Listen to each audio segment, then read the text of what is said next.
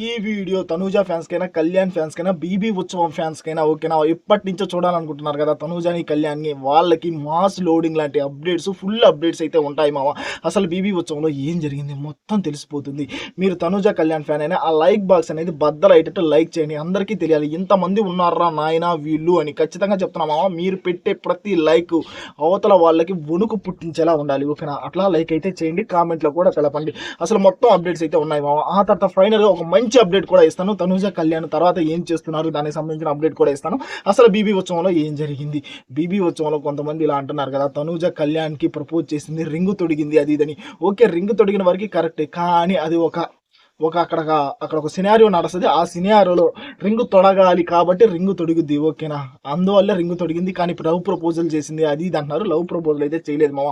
ఒకటే చెప్తున్నా, వాళ్ళని ఫ్రెండ్స్ లాగే ఉండనివ్వండి. ఇన్ని రోజులు కూడా వాళ్ళ కలవందు కూడా అందుకే లవర్స్, వాళ్ళిద్దరు మ్యారేజ్ చేసుకోవాలి ఎలా పడితే అలా మాట్లాడారు కాబట్టి వాళ్ళు కలవలేదు. చివరికి వాళ్ళు కలిశారు. కలిసిన తర్వాత ఇలా అయితే మాట్లాడద్దు ఓకేనా. సోషల్ మీడియాలో కొంతమంది పెట్టి కామెంట్స్ చూసి నేను మాట్లాడుతున్నా, ప్రతి ఒక్కరిని అనట్లా. కొంతమంది ఇలా అంటున్నారు, లవ్ మ్యారేజ్, వీళ్ళు లవ్ చేసుకుంటారు ఇంకా మ్యారేజ్ చేసుకుంటారు అది ఇది అన్నారు. కాదు, వాళ్ళ ఫ్రెండ్స్ లాగే ఉంటారు.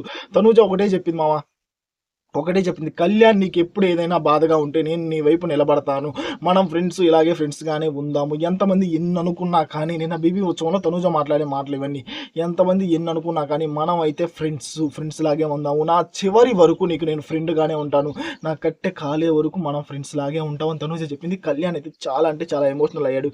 నేను కూడా నీకు అలాగే ఉంటాను తనూజ, మనం బెస్ట్ ఫ్రెండ్స్ లాగే ఉందాము అని.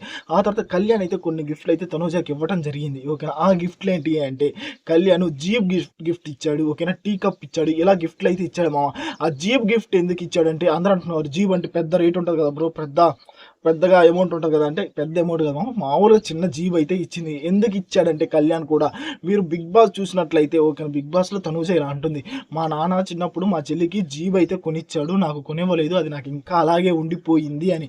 అప్పుడు కళ్యాణ్ ఇలా అంటాడు, ఖచ్చితంగా బిగ్ బాస్ అయిపోయిన తర్వాత ఖచ్చితంగా నేను నీకు జీప్ గిఫ్ట్ ఇస్తాను అని. అలాగే జీప్ గిఫ్ట్ అయితే ఇచ్చాడు. ప్రతి ఒక్క చిన్న మూమెంట్ కూడా గుర్తు పెట్టుకొని కళ్యాణ్ తనూజకి ఇచ్చాడంటే నాకు సూపర్ అనిపించింది. తనూజ కూడా అంతమందిలో ఓకేనా, నేను నీ కోసం నిలబడతాను కళ్యాణ్, నిన్ను ఎంతమంది నెగిటివ్ చేసినా కానీ నీ వైపు నేను నిలబడతాను అన్నది చూసావా, అది నచ్చింది. బిగ్ బాస్లో కూడా తనూజ కళ్యాణ్ వైపు అలాగే నిలబడింది, ఇప్పుడు కూడా బీబీ ఉత్సవంలో కూడా అలాగే నిలబడింది. అలా అయితే కళ్యాణ్ అయితే గిఫ్ట్ అయితే ఇచ్చాడు మామ. కళ్యాణ్ ఇంకా గిఫ్ట్ ఇచ్చాడు, శ్రీజాకి ఇచ్చాడు, ప్రియాకి ఇచ్చాడు, వాళ్ళకు కూడా గిఫ్ట్లు అయితే ఇచ్చాడు. తనూజకు కూడా మంచి గిఫ్టే ఇచ్చాడు. ఆ తర్వాత కొంతమంది సారీ అయితే చెప్పాలి మామ. ఒక బోన్ ఉంటుంది, ఆ బోన్లో నించొని సారీ అయితే చెప్పాలా. తనూజ ఎవరికి సారీ చెప్పింది, కళ్యాణ్ ఎవరికి సారీ చెప్పాడు, అది కూడా మాట్లాడుకుందాం. ఫస్ట్ మర్యాద మనీష్ అయితే తనూజకి అయితే సారీ చెప్పేశాడు మామ. నేను వైల్డ్ కార్డుగా వచ్చినప్పుడు ఓకేనా, ఒకసారి ఎలిమినేట్ అయిపోయి మళ్ళీ వచ్చాడు కదా, వచ్చినప్పుడు ముద్దు మాటలతో ముద్దమందారం చెవులో పెడుతున్నారు కొంతమంది అన్న కదా, అది మిమ్మల్నే అన్నాను. చాలా అంటే చాలా తప్పు చేసినప్పుడు ఏదో ఆ ఫ్లోలో వచ్చేసింది, నన్ను క్షమించండి అని తనూజని అడిగితే తనూజ అయితే క్షమించేసింది మామ. అంత పెద్ద మంచి మనసు కాబట్టి తనూజ అది క్షమించేసింది. ఈ ప్రతి అప్డేటు నాకు వచ్చిన అప్డేట్సే మీకు చెప్తున్నా ఓకేనా. నాకు అక్కడ ఏం తెలిసింది దాని గురించే మాట్లాడుతున్నా ఓకేనా. మర్యాద మనిషి అయితే సారీ అయితే అడిగేశాడు ఓకేనా. తనూజ కూడా క్షమించింది.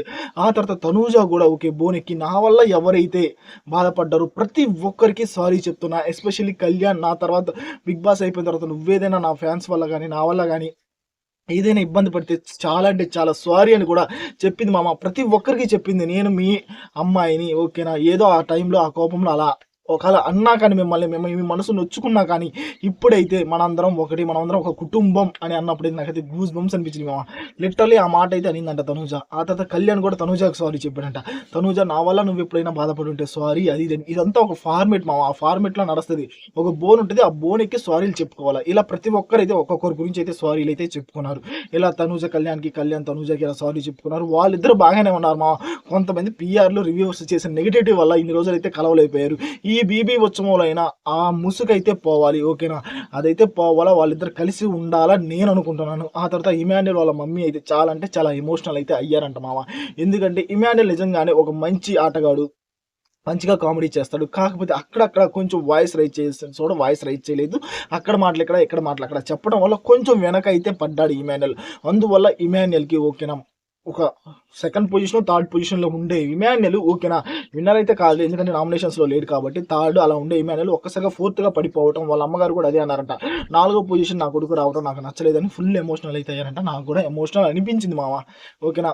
ఆ తర్వాత ఇది చాలా ముఖ్యమైనది.